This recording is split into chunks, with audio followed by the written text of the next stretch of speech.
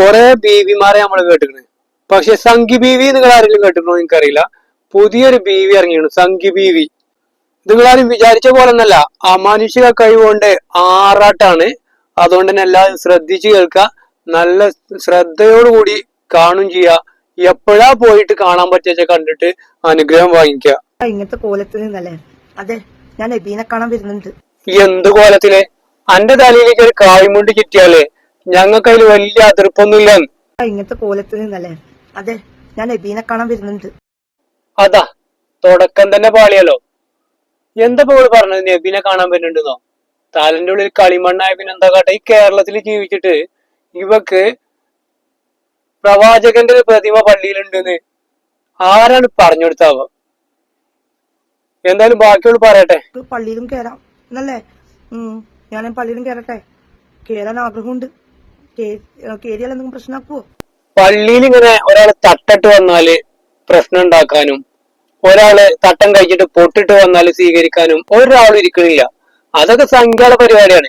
ആരെങ്കിലും ഒരാള് തട്ടിട്ട് വന്നിട്ട് നിങ്ങൾ ഏതെങ്കിലും അമ്പലത്തിന്റെ പരിസരത്തോ എവിടെങ്കിലും ഒക്കെ ഇരുന്നിട്ട് എന്തെങ്കിലും ചെയ്യുകയാണെങ്കിൽ ഓലങ്ങൾ പിടിച്ചിട്ട് എന്ത് ചെയ്യാണ്? ഓലെന്ത് ചെയ്തു? നമുക്ക് അനുകൂലായി. എന്നിട്ട് പിന്നെ ഓല പൂജിച്ച് ഓലങ്ങളെ തലയിലേറ്റി കൊണ്ടുവരുന്നത്, ഓലെന്തേലും വെക്കുന്നുണ്ടെങ്കിൽ അത് തൊണ്ട തൊടാതെ മുണങ്ങാൻ വേണ്ടിയിട്ട് 1000-10000 കൊടുത്ത് വാങ്ങി, അതൊക്കെ നിങ്ങൾ ചെയ്യുന്ന ഏർപ്പാടാണ്. അത് വിചാരിച്ചിട്ട് മുസ്ലിങ്ങൾ അത് ചെയ്യും എന്ന് തോന്നൽ എനിക്കുണ്ടെങ്കിൽ അത് തെറ്റി മോളെ. ഞാനും ഒന്ന് നാട്ടിച്ചാലോ? എന്താണ് നിങ്ങളുടെ അഭിപ്രായം? അല്ല, അന്റെ വിചാരപ്പോ ഇതുവരെ നാട്ടിച്ചിട്ടില്ലെന്നാ? അന്റെ നാട്ടിക്കലൊക്കെ എന്നോ കഴിഞ്ഞിക്കണ്. അങ്ങനെ ഉമ്മച്ചിക്കുട്ടി ആയിട്ടുണ്ട്. അങ്ങനെ ഉണ്ടെന്ന് നിങ്ങൾ പറയണം കേട്ടോ. അങ്ങനെ ഉണ്ട് എന്നുള്ളത്. അന്റെ ഒക്കെ തലയിൽ കളിമണ്ണ് തന്നെയാണ്. ഇതൊരു ചുമരുമ്പോ നാളെ നോക്കണ്ടിരുന്നോളം. ഈ കേരളത്തിൽ നിന്നാണ് ഇത് പറയുമ്പോ ആരെങ്കിലും എന്തെങ്കിലും കാട്ടിനെ കണ്ടിട്ട് പറയണെങ്കിലും എന്തോ ഒരു ജസ്ന സലീം കാട്ടി എന്ന് പറഞ്ഞാണ് ഓൾ ഇറങ്ങിയിരിക്കുന്നത്. ഓളോട് മുസ്ലിങ്ങൾ ആരെങ്കിലും കാട്ടാൻ പറഞ്ഞിട്ട് കാട്ടിയെന്ന് എന്റെ കൂതി.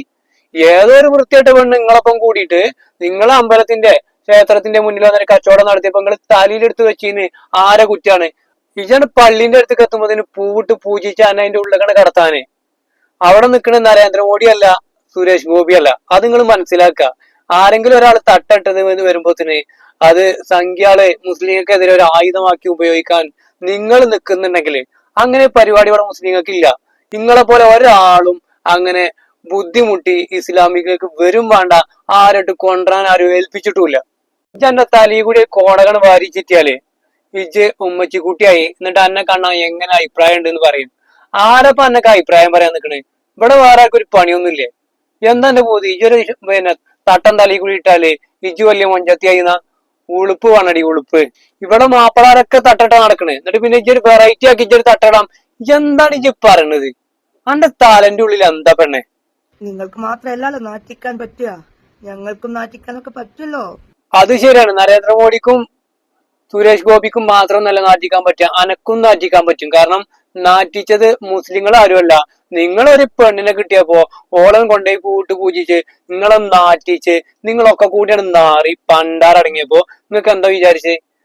നിങ്ങൾ എന്താ വിചാരിച്ചേ? എന്തെല്ലാം ഒന്ന് കിട്ടുമ്പോ അതിന് ഒക്കെ പാടനെ ഏറ്റി പിടിച്ച് അവിടെ മുസ്ലിങ്ങളൊക്കെ പാടെ നാട് കടന്നു പോകുന്നോ? എവിടുന്നൊക്കെ വന്ന് എന്നിട്ട് എല്ലാം കഴിഞ്ഞിട്ട് നിങ്ങൾ പണ്ടാറടക്കിന് അതും മുസ്ലിങ്ങളെ കുറ്റം. മാത്രമേ വിശ്വാസത്തിനെ ചൊറിയാൻ പറ്റൂ, ഞങ്ങൾക്ക് ചൊറിയാൻ പറ്റില്ലേ? എന്തുകൊണ്ടാണ്? എല്ലാ സംഖ്യകളും അന്നെ പോലെ നാണോ മാനോ ഇല്ലാത്ത തന്നെയാണോ ഞാൻ ചോദിക്കുന്നത്. കാരണം എന്താ വെച്ചാല് നിങ്ങൾ കൊണ്ടേക്കാണ്ട് ചൊറിപ്പിച്ചിട്ട് മാന്തിപ്പിച്ചിട്ട് നരേന്ദ്രമോദി സുരേഷ് ഗോപി എല്ലാരും കൂടി മാന്തിപ്പിച്ചിട്ട് നിങ്ങൾ ലാസ്റ്റ് കുടുങ്ങി. ഇതൊക്കെ മോങ്ങാൻ കാരണം എന്താ അറിയോ? ഇതൊക്കെ എത്രയും സംഖ്യകൾക്ക് വേണ്ടി പണിയെടുത്തിട്ട് ആ പെണ്ണിന് കിട്ടിയ സ്വീകരണം എനിക്ക് കിട്ടിയിട്ടില്ല എന്നുള്ളതുകൊണ്ട് തന്നെയാണ്. പക്ഷെ ഇനി കടന്ന് മോങ്ങിയിട്ട് കാര്യമില്ല. നിങ്ങൾ കാട്ടേണ്ടത് നിങ്ങൾ കാട്ടി, നിങ്ങൾ അനുഭവിക്കേണ്ടത് നിങ്ങൾ അനുഭവിച്ചു, അത്ര തന്നെ ഉള്ളൂ. ഇതെന്തുകൊണ്ടാ ഇങ്ങനെ ഇടേണ്ടി വന്നെന്നറിയാവോ? അതെ, ഇജ്ജൊരു കോണക എടുത്തിട്ട് തലയിലിട്ട് കണ്ട് എന്തിനാ ഇടണ്ടി വന്നാവോന്ന് ചോദിച്ചാല് എന്താ ഞങ്ങളൊക്കെ പറയേണ്ടത്? ഇജ്ജനോട് പറഞ്ഞളാ അന്റെ ഒരു പൂതി. തട്ടുവിട്ട് കൊണ്ണിനെ കാണാൻ വരും, തട്ടുവിട്ട മാത്രം കണ്ണനെ കാണാൻ വരുന്നുണ്ട്. ഈ സംഖ്യകളെ തലയിലൊന്നും തലച്ചോറില്ല. നിങ്ങൾ ഇടക്കിടക്ക് പറഞ്ഞു തരേണ്ട ആവശ്യമില്ല, ഞങ്ങൾക്ക് അറിയണ കേസാ. നിങ്ങൾക്ക് എന്താ നിധി കിട്ടിയ പോലെ ആ ഒരു പെണ്ണിനെയും കൊണ്ട് നടന്നിട്ട് ലാസ്റ്റ് അത് എന്തോ ഒരു വൃത്തിയായിട്ട പെണ്ണാണെന്ന് മനസ്സിലായപ്പോ അതിനടുത്ത് പുറത്തേക്ക് ഇട്ടിട്ട് ഇപ്പൊ കിടന്ന് മോങ്ങ എടുത്ത പണിയൊക്കെ ബാത്തിലാക്കിട്ട് ഒരു കഥയില്ലല്ലോ നിങ്ങൾക്കൊന്നും. അത് കണ്ണനെ കാണാൻ വരുന്നത് മാത്രമല്ല, അവിടെ ആചാരങ്ങൾ ലംഘിക്കുന്നുണ്ട്. അവിടുന്ന് കേക്ക് മുറിക്കുക, പിന്നെയുള്ള പേക്കൂത്തുകൾ നിങ്ങളെല്ലാം കാണുന്നല്ലേ. ആചാരങ്ങൾ ലംഘിക്കുക, ആഘോഷിക്കുക, കേക്ക് മുറിക്കുക. പള്ളിക്കലൊന്നല്ല ഓള് നടത്തിക്കണത്, അമ്പലത്തിൽ വന്നിട്ടല്ലേ. അവിടെ പള്ളിക്കത്തെ മൂല്യാരെന്നല്ലല്ലോ കുത്തിരിക്കണത് പൂജാരിയായിട്ട്. നിങ്ങൾ മനസ്സിലാക്കേണ്ട കാര്യം എന്താ, നിങ്ങൾ ചെയ്യിപ്പിച്ചിട്ട് ചെയ്തു. നിങ്ങൾ വിചാരിച്ച പദ്ധതി നടന്നില്ല എന്ന് കണ്ടപ്പോ കിടന്നു പോവുക, ഒരു ലജ്ജയില്ലാതെ ഒരു ഉളുപ്പില്ലാതെ. ഇതൊക്കെ കേരളത്തിലെ നിഷ്പക്ഷരായ മനുഷ്യന്മാര് മനസ്സിലാക്കുന്നുണ്ട് എന്ന് മനസ്സിലാക്കാനുള്ള ഒരു ബോധം സംഖ്യകൾക്കുണ്ടെങ്കിൽ നിങ്ങളൊക്കെ എന്നോ നന്നായേനെ. വിചാരിച്ചു പള്ളിയുടെ മുന്നിൽ നിന്നിട്ട് ഞാൻ 2 ലൈവ് അങ്ങ് എടുത്താലോ എന്ന് വിചാരിക്കുന്നുണ്ട്. കാരണം നിങ്ങൾ എല്ലാവരും എന്നെ സപ്പോർട്ട് ചെയ്യണം, വേറെ കൊണ്ടല്ല. അന്നവിടെ കയറ്റിയിരുത്തി പൂജിക്കാന് തട്ടട്ട മുസ്ലിമായ മനുഷ്യന്മാരെ കാണാത്തോലൊന്നല്ല പള്ളിക്കത്തെ മൊല്ലാക്കന്മാരും മൂല്യന്മാരൊന്നും. അതാദ്യം മനസ്സിലാക്കണം. ഇനി തട്ടിട്ട് വന്നാലും ഈ ഇജ്ജല്ലാന്റെ സംഖ്യകള് മുഴുവനായിട്ട് തട്ടടാതെ വന്നാലും ശരി, നിങ്ങളൊന്നും മേത്തുന്ന ആ ചാണകത്തിന്റെ നാറ്റം പോകൂല എന്ന് ഞങ്ങൾക്ക് കൃത്യമായിട്ട് ബോധ്യമുണ്ട്. ഒരാൾക്ക് മാത്രമാണോ ഇങ്ങനെ? ഒരു സമുദായത്തിന് മാത്രമാണോ ഇങ്ങനെയുള്ളത്?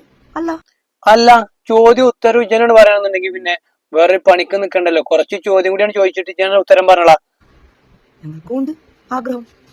അപ്പൊ നിങ്ങള് അനുഗ്രഹിക്കണം, പുരുഷു അനുഗ്രഹിക്കണം, ജസ്ന അനുഗ്രഹിക്കണം. നമുക്ക് തുടങ്ങാല്ലേ?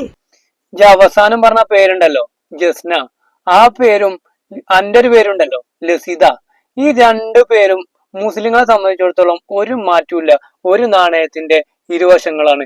ഈ പറയണതും നിങ്ങൾ പ്ലാൻ ചെയ്തിട്ടാണോ നമുക്കറിയില്ലല്ലോ. കാരണം അങ്ങനെ ഒരു പെണ്ണ് അവിടെ വന്ന് ചിത്രം വരച്ചു എന്ന് പറഞ്ഞിട്ട് നിങ്ങൾ നിങ്ങൾ അമ്പലത്തിലെ പൂജാരി വരെ ആക്കാൻ തയ്യാറായില്ലേ. മാപ്പിളാരെന്ത് പയച്ചു, മുസ്ലിങ്ങൾ എന്ത് പയച്ചു? ഞങ്ങൾക്കുണ്ട് ആഗ്രഹം. അപ്പൊ നിങ്ങള് അനുഗ്രഹിക്കണം, പുരുഷു അനുഗ്രഹിക്കണം, ജസ്ന അനുഗ്രഹിക്കണം.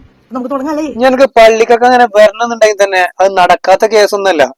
ഇജ എന്ത് ചെയ്യാ, കുടിച്ച ഗോമൂത്രം അന്റെ മേത്തുനിന്ന് ഇറങ്ങിയിട്ട്, അതുപോലെ തന്നെ തിന്ന ചാണകമാണ് ഇറങ്ങി പോയിട്ട് നല്ല ശുദ്ധിയായിട്ട് വൃത്തിയായിട്ട് വരികയാണെങ്കിൽ ഏത് പള്ളിക്ക് എനിക്ക് കേറാം, പള്ളി എനിക്ക് കാണാം. ഈ എന്താ വിചാരിച്ചേ, അള്ളാഹുവിന്റെ രൂപ അപ്പുറത്തും പിന്നെ നബിന്റെ രൂപ അപ്പുറത്തും ഇങ്ങനെ വെച്ച് കുത്തിരിക്കാണെന്നോ? ഈ എന്താ വിചാരിച്ചേ, പള്ളിന്റെ ഉള്ളിൽ എന്താന്നാ വിചാരിച്ചേ? ഇതൊക്കെ ഈ കേരളത്തിലൊന്നല്ല ജീവിക്കണത്. ഒരു നാണുമാനുമില്ലാതെ എന്തെങ്കിലും വിളിച്ചു പറയാം. ഇവളൊക്കെ വിചാരം മുഹമ്മദ് നബിന്റെ കോലം ഇവിടെ എവിടൊക്കെ ഒട്ടിച്ചും വെച്ച് ഭിത്തിയിൽ ഒട്ടിച്ച് അവിടെ പൂജ നടത്തുന്ന ആളുകളാണ് മുസ്ലിങ്ങൾ എന്നാണ്. മുഹമ്മദ് നബിന്റെ ഇനിയെങ്കിലും മനസ്സിലായിക്കോ, മുഹമ്മദ് നബിന്റെ ഒരു ഫോട്ടോയോ ഒരു രൂപമോ എവിടെയും പ്രദർശിപ്പിക്കാറുമില്ല, ആർക്കും അത് അറിയില്ല. 2, നിങ്ങളെ പോലെ ദൈവാണെന്ന് പറഞ്ഞാണ്ട് പൂജിക്കാന് കുറച്ച് രൂപങ്ങൾ ഉണ്ടാക്കി വെച്ചിട്ടുമില്ല. അപ്പൊ മനസ്സിലാക്കേണ്ട കാര്യം, ഇസ്ലാമിന്റെ അടയാളമാക്കിയിട്ട് ഒരു ചിത്രം വരച്ച് വന്നിട്ട് ഞങ്ങളുടെ അടിയിൽ മുസ്ലിങ്ങളുടെ അടിയിൽ ഒരു നിലയും വലി ഉണ്ടാക്കാന്ന് വിചാരിച്ച് ഈ ഇറങ്ങി തിരിക്കണത് എനിക്ക് വലിയൊരു അബദ്ധമായിരിക്കും.